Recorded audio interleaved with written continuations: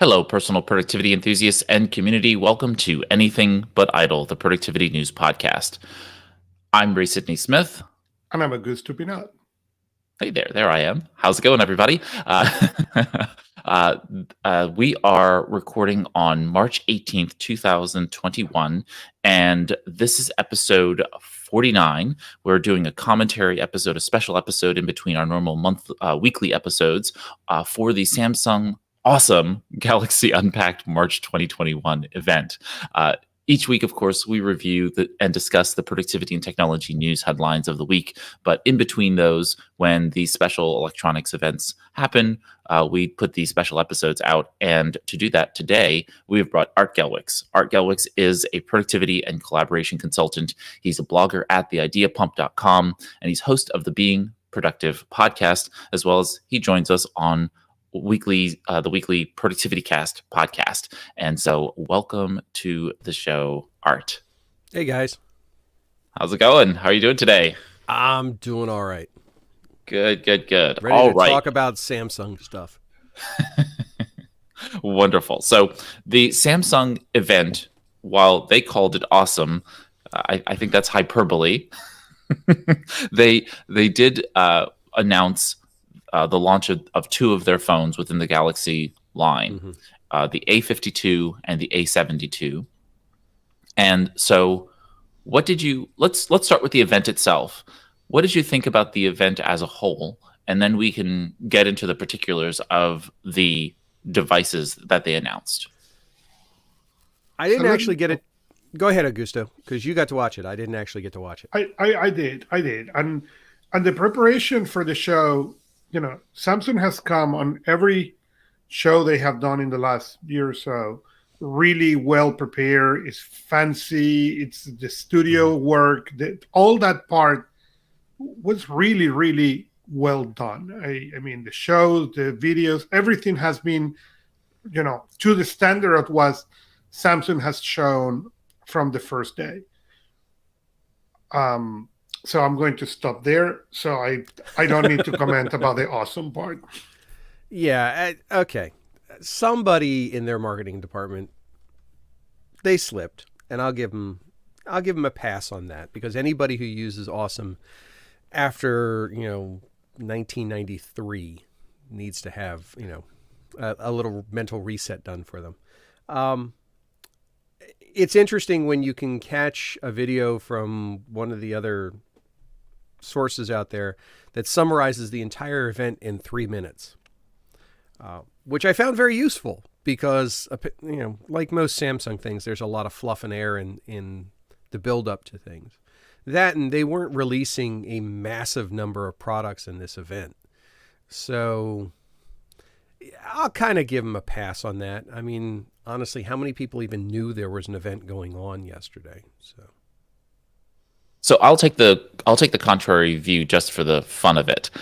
So I think that they did, considering the fact that they were launching really products that aren't they're not popular, but they're not also, as you said, who even knew that they were doing an Unpacked event yesterday? For the fact that they had to put on an event, they spent 30 minutes trying to do the best they could with what they were given, whatever marketing department or, their studio had to put together. And so I think they did a pretty good job of putting on these little vignettes and these musical pieces and components, trying to show, I think, a younger crowd that they can engage with the phone in this kind of, I hate to keep calling it like the new normal, perspective. They're really trying to show, hey, you can still be together while you're apart. They tried to show it in different kind of all the features that fit the moment. And I felt that was actually really important and powerful for them to do. I will say that whoever decided to use the word squad, I don't know if that's just a generational, like a younger generational thing. I don't know, but I was just like, can you please stop using the word squad? But that was just a bit of a pet peeve issue. That's a whole soapbox for me of trying too hard. The awesome squad. Come on, people. No, I do remember watching that cartoon. It's just they're trying too hard, but to hit that target audience. But it is in recognition of the target audience for the products that they released here. I mean, let's keep in mind these 3 phones that they released, and there's actually 3 because there's a 5G variant of the first one, are targeted at a sub-flagship level audience. Now, when I say sub-flagship level, I'm specifically referring to price point. I mean, we're talking about devices that on the high end are shooting for roughly about $550. So when you compare that to, a Note 21 Ultra or a Note 20 Ultra, at $1,500, you're talking an entirely different world. You're also not going to see a massive online and well, you may see more online, but mass media marketing campaign around these devices. And partially, I think it goes to the naming of the freaking things. I mean, the Galaxy A52, the Galaxy A72, what the heck? It sounds like an airplane.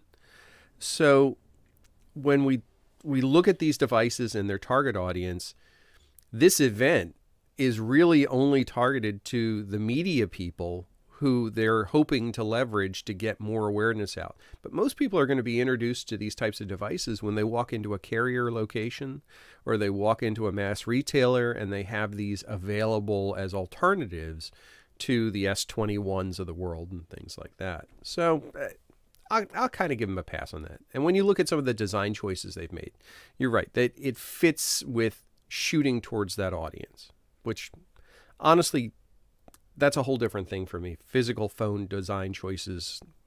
I'm not sure why so many companies are making these innovative choices when most of them spend their time in the cases anyway. Just, spend less time worrying around that and more time worrying about the other parts of the phone. So I'm actually really curious about how many people use their phone without a case. How many people actually walk around without a case on their phone. Can I introduce you to my son? And so amazingly, he has done extremely well with not having massive damage happen to the phone. I'm terrified of operating my phone without a case, but also to me, it's almost like the baby gap part of having a phone. You get to dress it up. So I've got a stack of cases all for different purposes and different configurations, and I'll swap them back and forth and all. I used to feel bad about that. I don't anymore. So, yeah, I like the idea of having different phones for different cases. It's kind of like watch bands. Exactly. You might have sport watch band and otherwise. I'll give you a precise example. This is a Note 20 or 21, whatever, Ultra, whatever.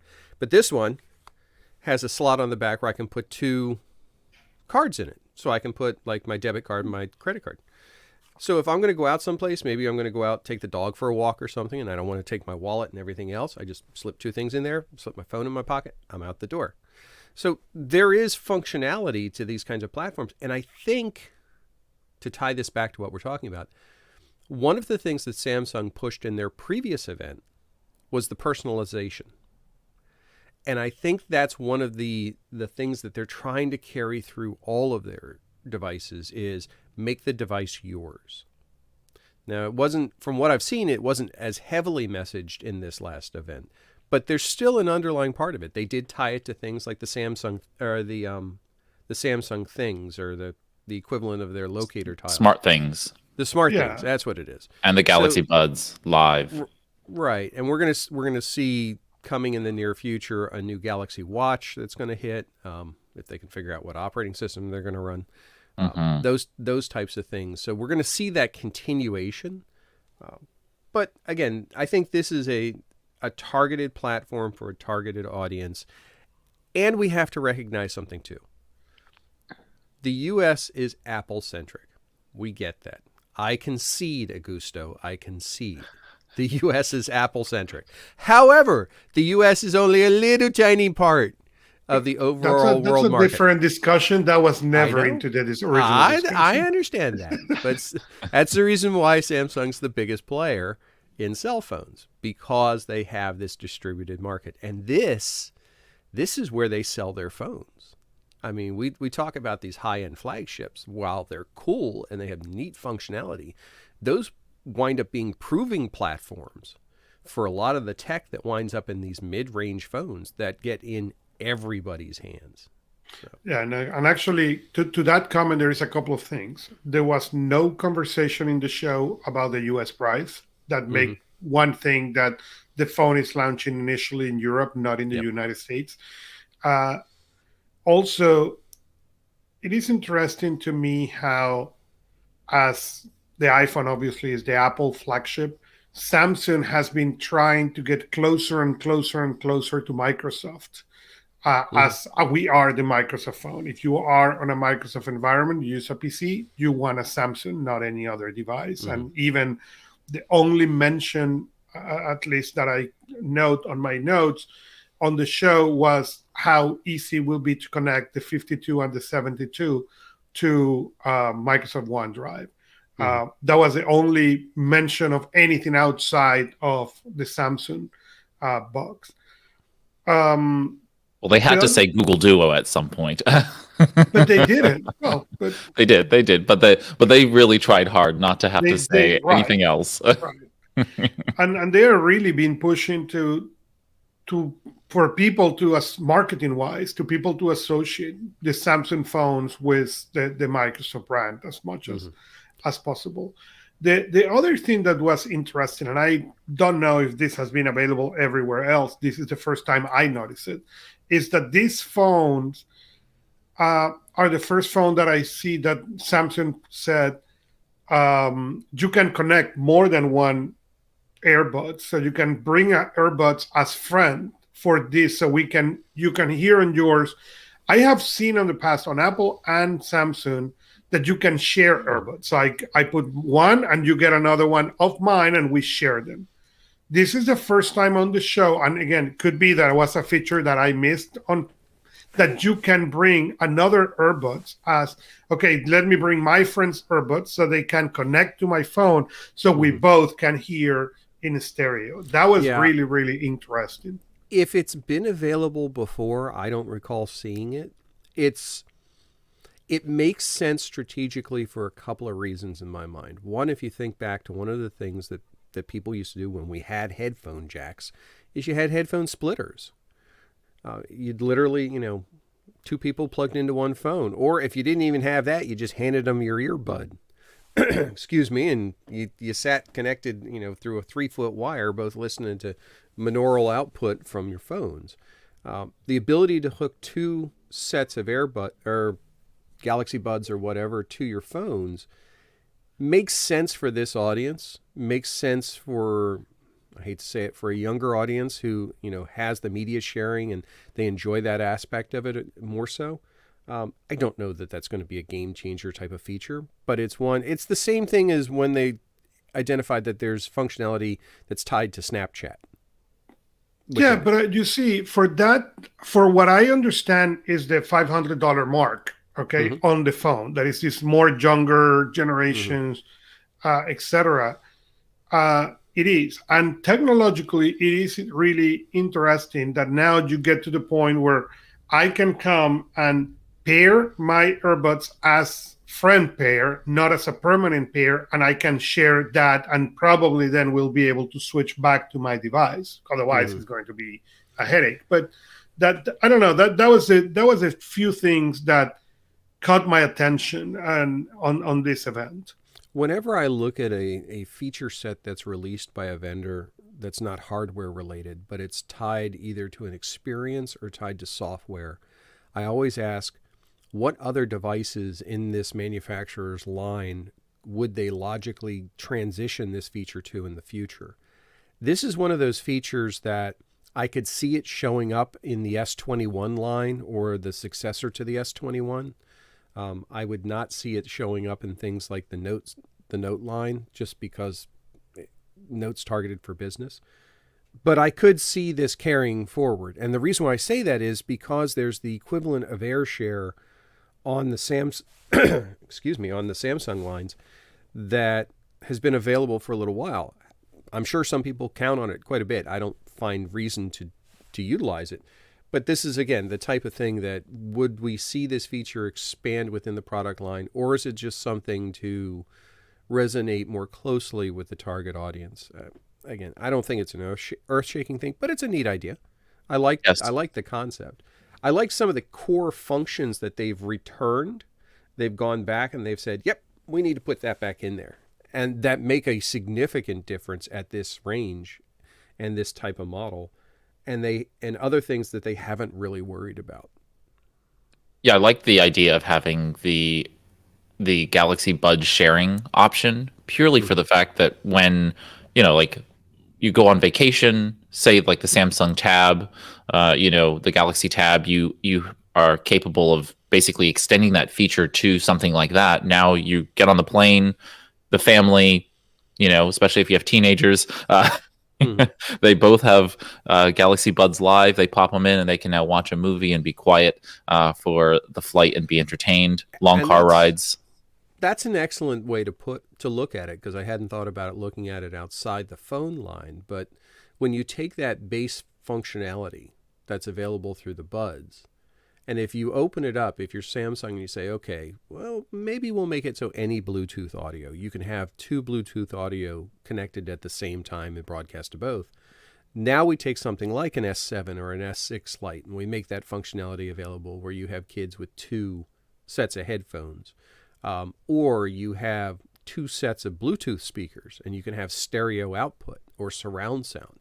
I mean, it opens up interesting opportunities, but it also requires them to have that unified thinking across their platforms, which I think of any manufacturer currently. I think Samsung does that. They think about how does this work across the board. Google, they're lucky if they remember they have products. Microsoft, yeah, hardware's not their gig. So, you wind up with companies like Oppo, or OnePlus, and you start digging Motorola. They play in the space a little bit, but I don't think they have that unified concept. So, yeah, it'll be interesting to see if anything comes of it. But again, to me, it's one of those nice, oh, that's cool. And then, 4 months down the line, you look at it again and go, oh, that's cool. And you keep remembering it's there, but it doesn't become an integral part of your day. Yeah, I think a younger generation may see more usage out of this because they're in that modality where they would want to be sharing these things. They're in school and they want to be able to, listen to something or share something, but not interrupt the classroom. Or if they're on, I know that we're currently all schooling from home and working from home and that kind of thing right now. But we will go back to that environment where, especially in the fall, which is, where this phone is really, lined up to sell for, basically summer into the fall for those students. They're going to be in environments where they want to be able to share with their friends, but they don't want to, of course, disturb the environment around them. And I feel like, I know personally, I would use that feature if I had other people who had Bluetooth enabled headsets that were compatible, right? I'm not going to go out and buy multiple Galaxy Buds Live just to hand them out like chiclets to to friends so they can listen along with me. But if they happen to, that would actually be really nice, because then in environments you could actually do that kind of thing, or be in an environment where you wanted to have kind of an exclusive experience, like if you were doing a tour. A lot of people in the gig economy are doing these kinds of tours, and it would be really great if you could actually provide like music or little vignettes or those kinds of things while you're on a walking tour. There are lots of different like creative ways in which this can be used. And of course, I think about this in a small business perspective. Small business owners can also now, like, say, come into my retail space, especially if you have to have limited numbers of people coming into a retail space, and now pop in your headbuds, and I can actually provide you with this immersive retail experience. And for the 4 or 5 people in the room, if we can broadcast to that number of people, we're now creating, I don't know, like the idea of hearing in earbuds is very different for me than listening to a speaker in an ambient space. And I just really like that immersive experience. So I see a lot of opportunity here in that. And it was the one thing in the show that I was like, you know what, that's cool. I like that. Right. I could see possibilities. I don't get a lot of demand for people who want to listen to Bavarian beer hall music with me. So there isn't a line forming for that, but you're right. There are. I go back to start a marketing campaign. Art need a friend to hear barbarian music. We respect your choice, though, Art. Hey, we do. You know what? Don't make me get up on the soapbox.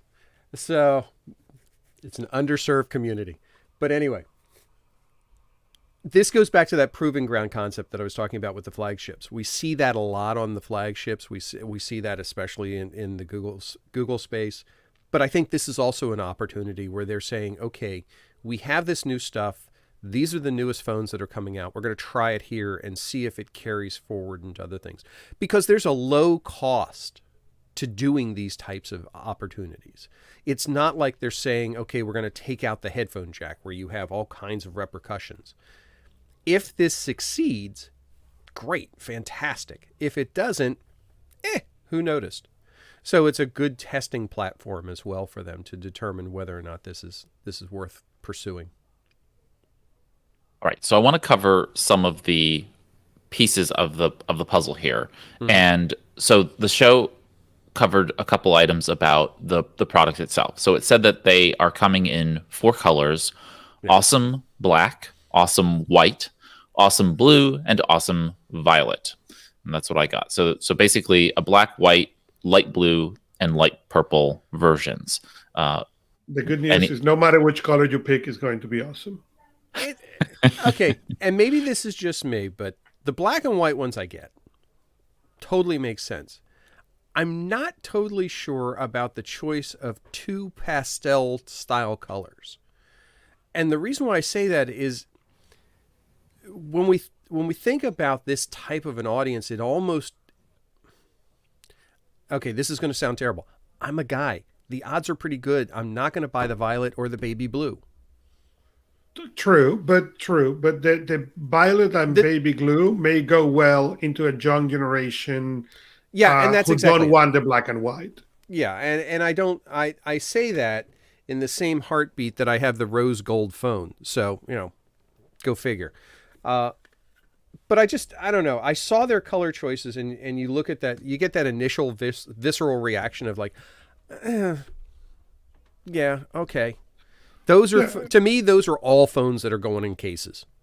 Well, and that is the thing. It is the same thing when when Apple released the Apple Air, they came with the same greenish and pastel blues and pinkish that they have zero attraction for me. Space gray, that's my color, and I hope they never stop producing. That's the color I want, and I don't want any other. But that's me. I understand that there is an incredible amount of people excited the fact that their iPad now can be greenish. And it's, my iPad doesn't go on the case, but the iPhones, I agree, the iPhones go into the case. This Samsung will get into a case faster than before I open the box. The case should better be next to it. If you go back to the back in years, LG used to have, I want to say it was the LG 3, I forget. One of them had an interchangeable back.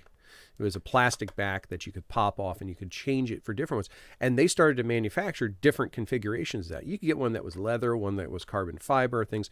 Now, granted, you could get to the internals when you took that off. But these are the types of phones, again, with Samsung's thinking about personalization, that to me, it makes logical sense if they have a thin applique that you can put over it to change that design and that interface. Because these are really blank slates to me.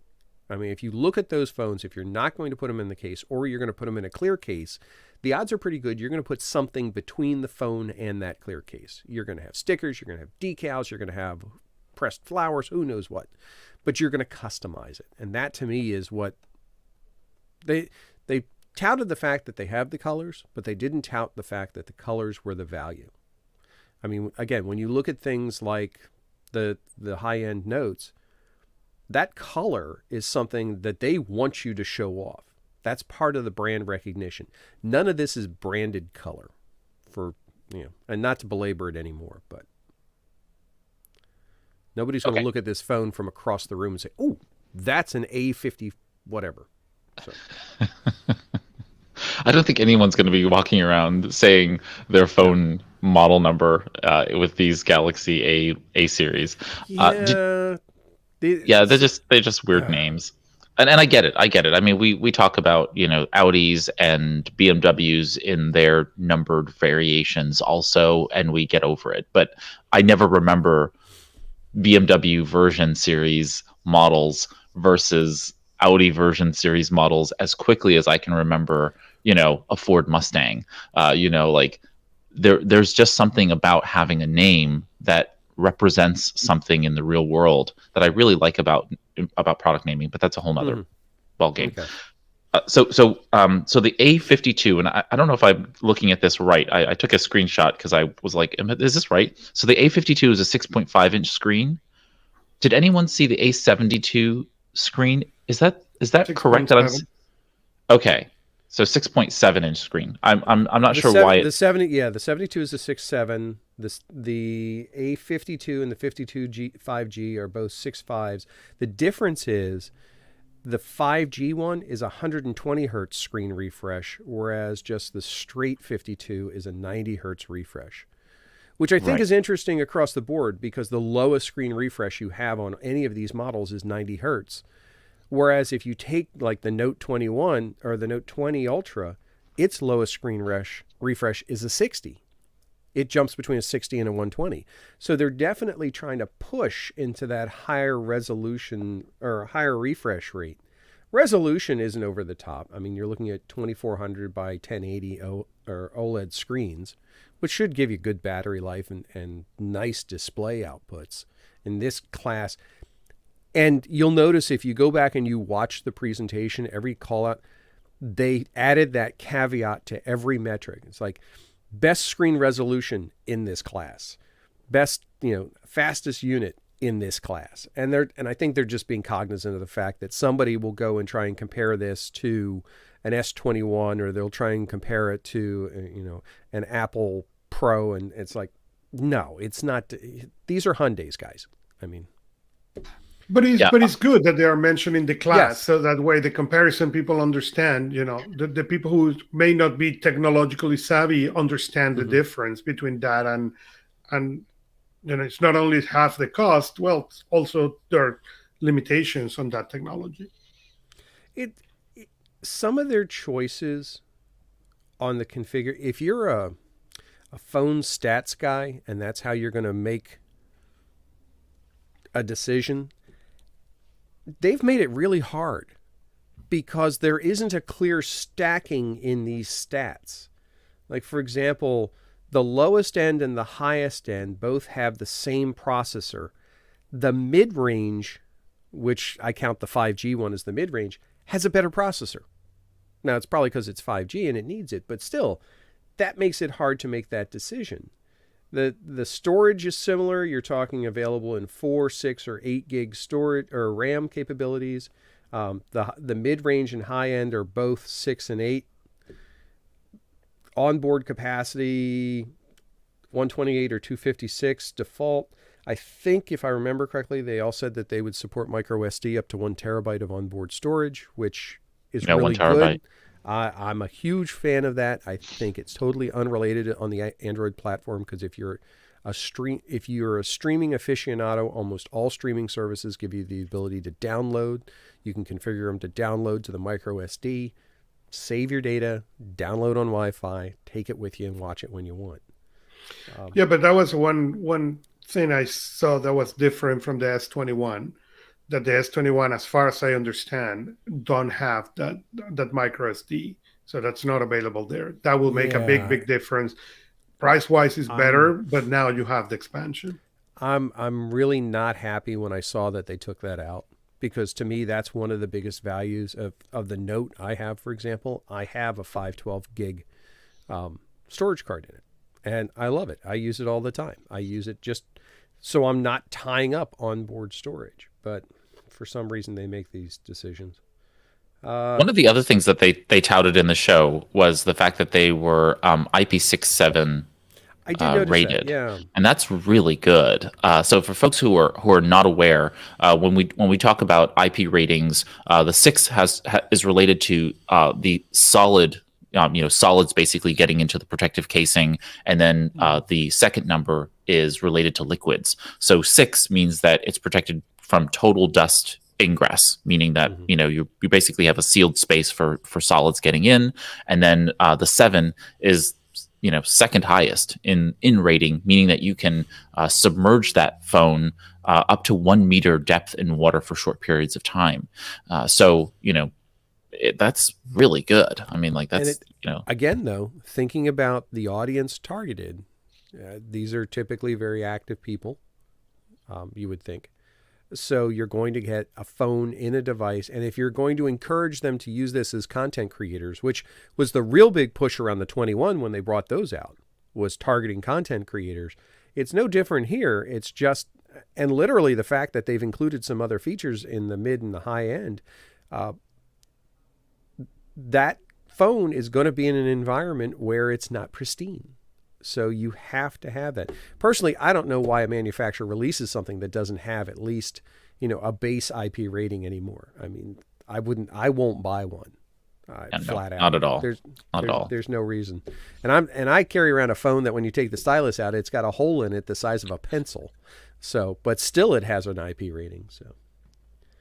Yeah, and just knowing that people are going to be potentially misunderstanding this, just be aware that even though it might be IP67, the you can't take this into the ocean because of the salt water. It will go ahead and corrode the gaskets. Basically, the phone is held together with glue, with adhesive and gaskets, and so just be very, very mindful of the fact that yes, clean water, and so and no pressure. It can't go down further than a meter because then it starts to provide pressure on the phone, and that's where that IP68 rating comes in. That is where you can actually put the phone under pressure and it won't actually break the gaskets. Basically break the seal in those gaskets. But I thought that was a pretty good a selling point on those phones because you're in the shower, you're outside, you drop it in a puddle of water, you can kind of get over. For an everyday carry around device, it means you don't have to worry about that aspect of it, and that's an important thing. So they brought up gaming, 2-day battery life with intelligent battery that turns off when you're sleeping, an enhanced gaming mode. I want to see that one. So. Because we're talking about batteries that are 4,500 milliamp and 5,000 milliamp. While good, I mean, we're not talking about massive displays or anything like that. Yeah, 2 days is really generous. But even so, if you can make it a full day, and I didn't notice if it supports 25 watt wired charging, which helps a lot. I mean, that's a fast charge then. Yeah. So, if you can recharge the phone in 45 minutes, well, okay, it's not that big of a deal. Yeah, 5 megapixel and 32 megapixel cameras, and they really touted the camera up front in the show. And again, with the audience, I mean, taking pictures of yourself seems to be more important than taking pictures of the rest of the world. But what I did like is the fact that on the highest end, on the 72, I'm going to try and actually use the correct ones. Yeah, it's the 72, I guess. The 72. The 72 has an 8 megapixel, 3 times optical telephoto on the back. And anybody who's ever taken any pictures of any value will tell you that optical's better than digital. The fact that they've got a 3 times optical, even though it's not a fantastic level of zoom, it's absolutely going to be better than anything that digital is going to pull. So that's a good thing. The other thing that I thought was really interesting too is that they returned optical image stabilization to the phones for video recording. If you watch the event, they do a very nice demonstration as to how OIS works. That it uses an internal gyroscopic sensor that passes control codes to the processor, which then moves to a tiny little motor mechanism that moves the camera to rebalance it to make sure that things are stabilized. If you've ever shot video with OIS and then shot video without it, you'll want to go back to OIS. There's a point where you can get OIS to where it's like having it on a gimbal, where there's complete stability. And I don't know how good the OIS is in this phone or these phones, but it's got to be better than not having it at all. So I was very happy to see them returning that capability. They've got NFC, which I think is going to... Huge. Well, and here's the thing is I think we're going to find that the phones that do not have NFC are going to become fewer and fewer and fewer. And the reason being is because we're now in this environment of contactless payment.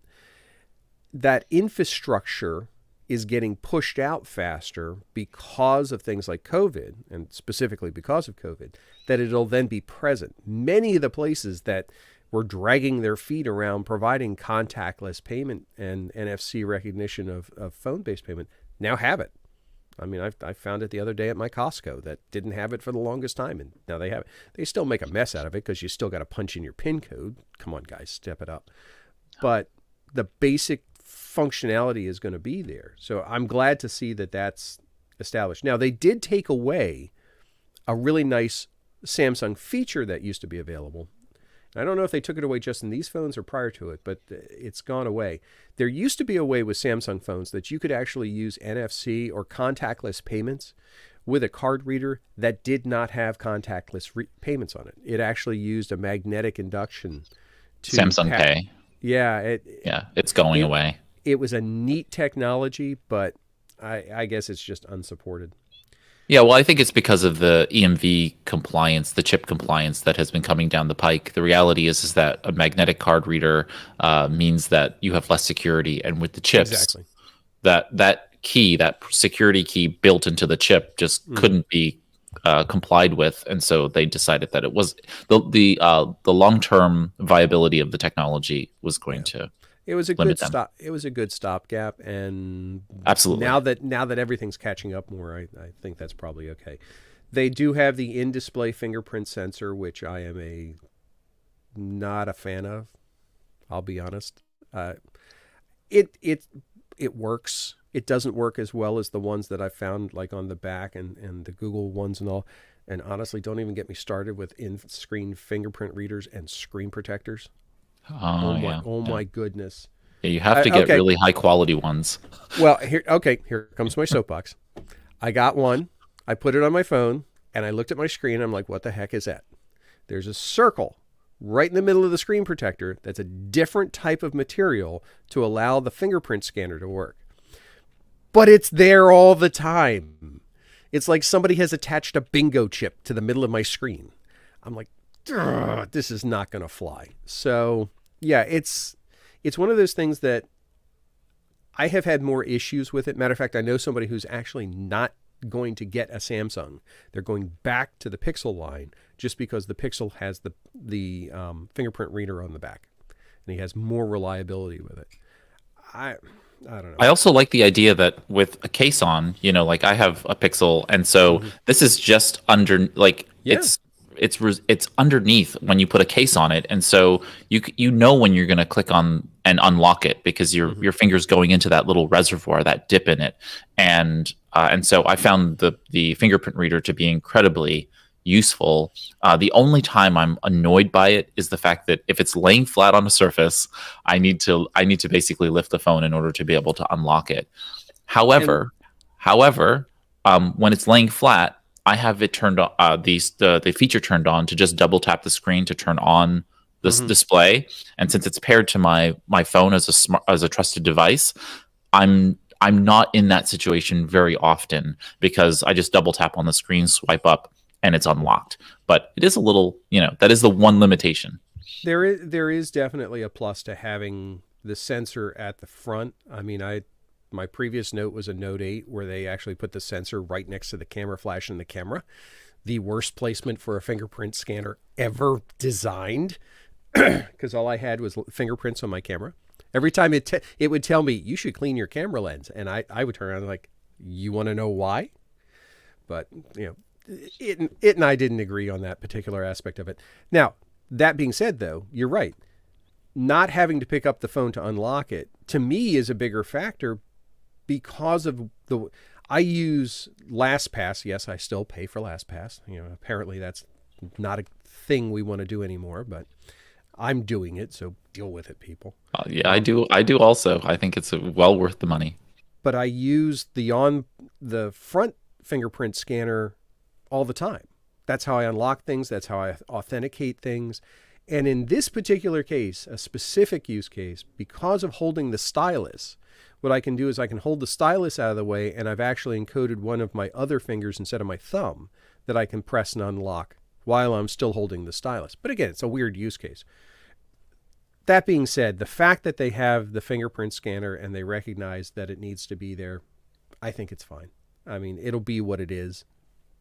Yeah, I tell everybody to do these 6 fingers. When you're setting up your fingerprint scanner, fingerprint security, because there's going to be times when your fingers are dirty. Like you just dipped your thumb in chocolate. Because you're eating chocolate, and you want to be able to use another finger that's clean. I think it only supports 4 fingers, though, if I remember correctly. I could be wrong, but I don't know how many. I mean, I have multiple fingers on each hand. Yeah, I do too. I have 4. I have 4. Well, we all have 5 on each. At least most of us do. So we work from there. I don't know. I'll have to look, but I pretty much I think it allows up to the number that I have, which is 6. Okay, but we could see. Also, they of course brought up the fact that you have 100 odd games available through the Xbox Game Pass Ultimate. So they connect to the Microsoft platform there. They touted Samsung Knox. But the 2 pieces that I wanted to before we close out just cover is that they guaranteed 3 generations of operating system updates. And they also set a minimum of 4 years of security updates, which I think is just, it's becoming kind of industry standard to have 3 generations or 3 years of operating systems, which is different. But 3 generations of operating systems is really good. I think it should be more, but that's for governments to legislate. And then 4 years of security updates, I think, is also a pretty good industry standard now. Well, let's clarify the security updates a little bit, because I did read an article earlier in the week that it's not truly 4 years at the same pace. So, for example, the first and second year, I believe you get monthly updates. The third year you get quarterly, and then the fourth year you get 2 updates. Every 6 months you get updates, and then you're done, which is better than nothing by far. But still, during that last year period, you're looking at a 6-month gap between your security updates.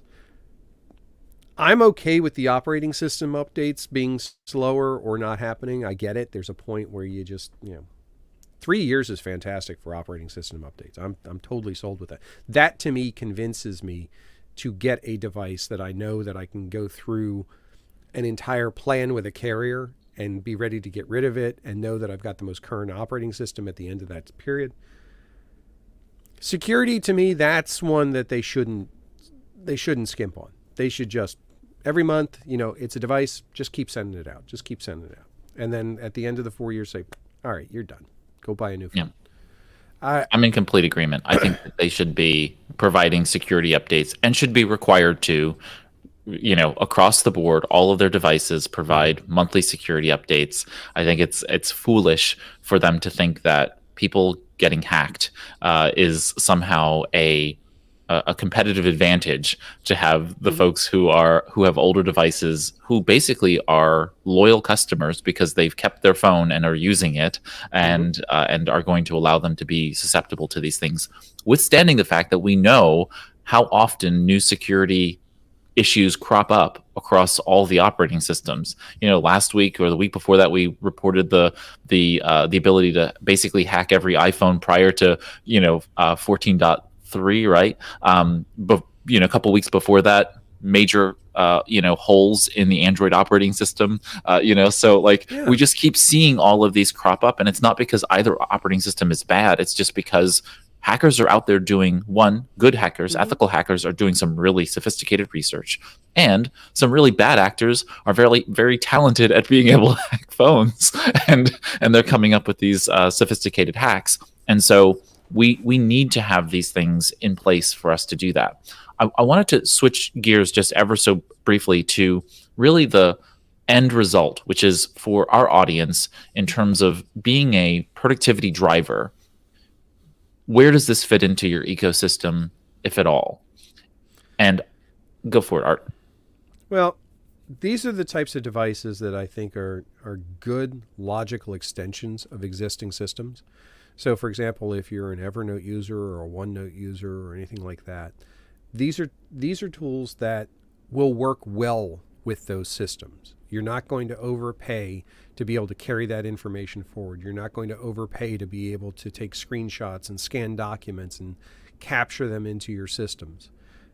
They are broad enough platforms and powerful enough platforms to last you for quite some time. I mean, just looking at the mid-range and the high-end, especially since the mid-range supports 5G, granted it's a sub-6 5G, but that's still highly acceptable.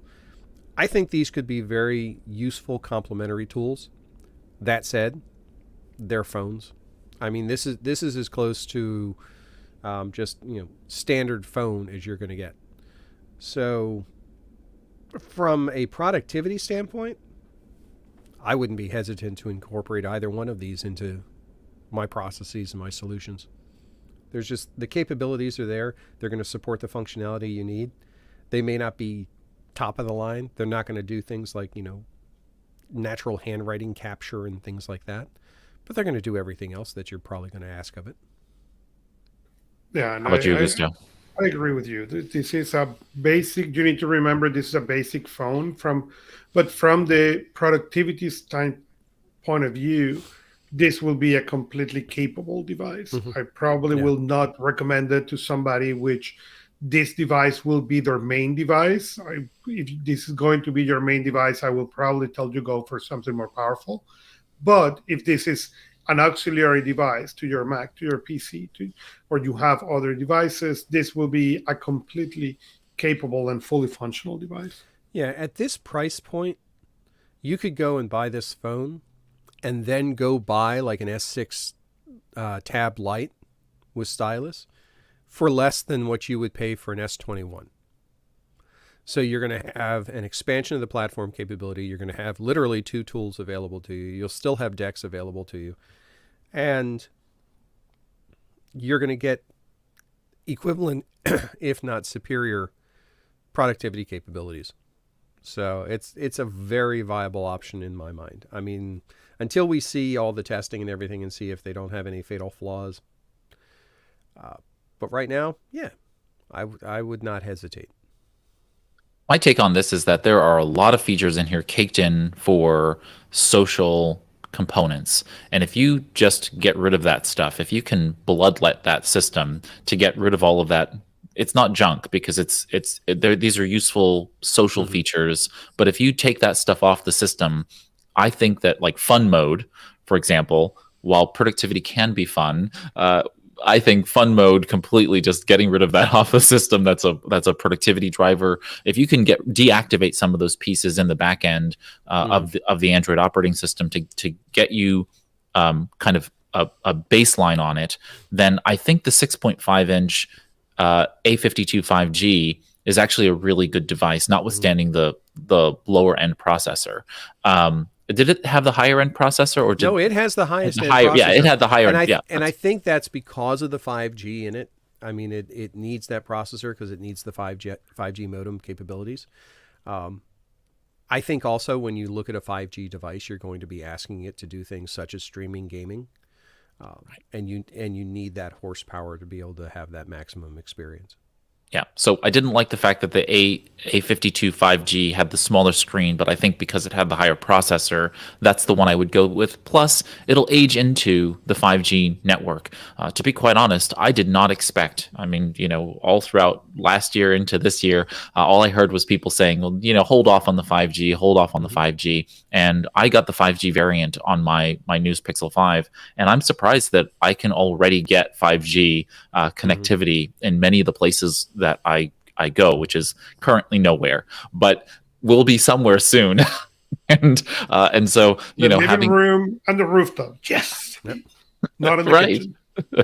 Exactly. And so I'm actually pleased by that. You need to make sure that whichever carrier you're using whether or not you have 5G capability, but growing into it, because it seems like all the carriers are really scaling out 5G much faster than I had actually anticipated. I mean, the fact that T-Mobile is now lighting up the entire country with their purchase of Sprint, and seeing Verizon and AT&T really push hard to get, even with Verizon's ultra wideband version, they've gotten that in a lot more places than I thought they would, much faster than they have been. So they're scaling pretty quickly, which means that 5G will be available to us faster than we thought. And so I'm pleased. I mean, it should have been how 4G LTE was rolled out. That was a long time coming. So seeing 5G roll out a little faster is good. And I think this is another one of those circumstances where we're seeing this, and I hate the phrase paradigm shift, but it is truly that, of people having to work from home, the increased load on home-based bandwidth, the copper-based and the coaxial-based solutions, and even the fiber-based solutions, can only do so much because they have physical infrastructure that has to go into place. You can deploy wireless infrastructure so much faster. And now 5G is playing in a bandwidth level that makes them a viable competition. I mean, I can considerably say that if you have good, clean 5G, you can outrun standard home-based internet. Well, now that makes AT&T a player where they've fumbled it numerous times. It makes T-Mobile a player where they've never really made any inroads.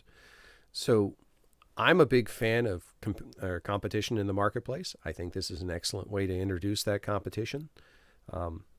The technology has to push there. I'm not saying go buy a 5G phone because you're going to get that benefit right now, because you're absolutely right. It all depends on whether or not the towers are set up properly around you.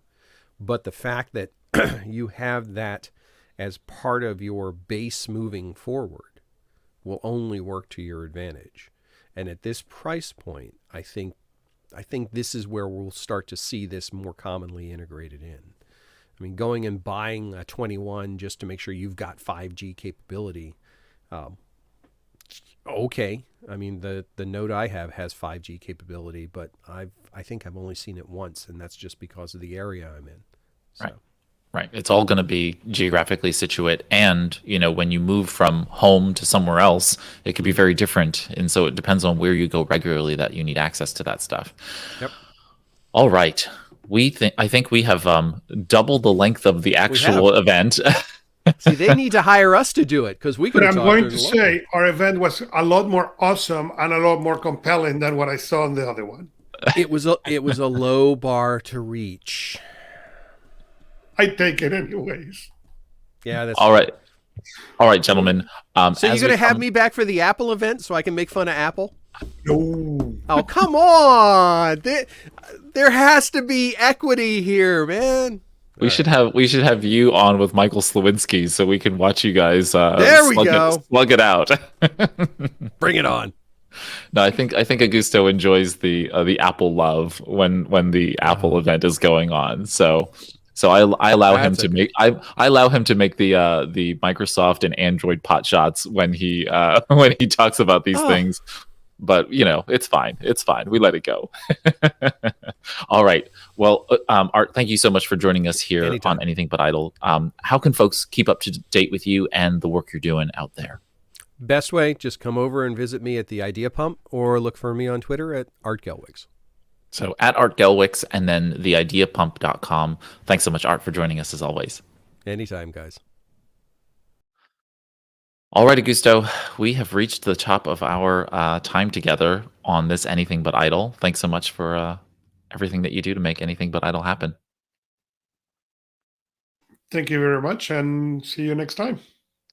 All right, everybody. We are at the end of our show. If we missed something in our coverage of the Samsung event, feel free to drop us a message on our contact page at anythingbutidle.com. You can also tweet or DM us on Twitter at anythingbutidle.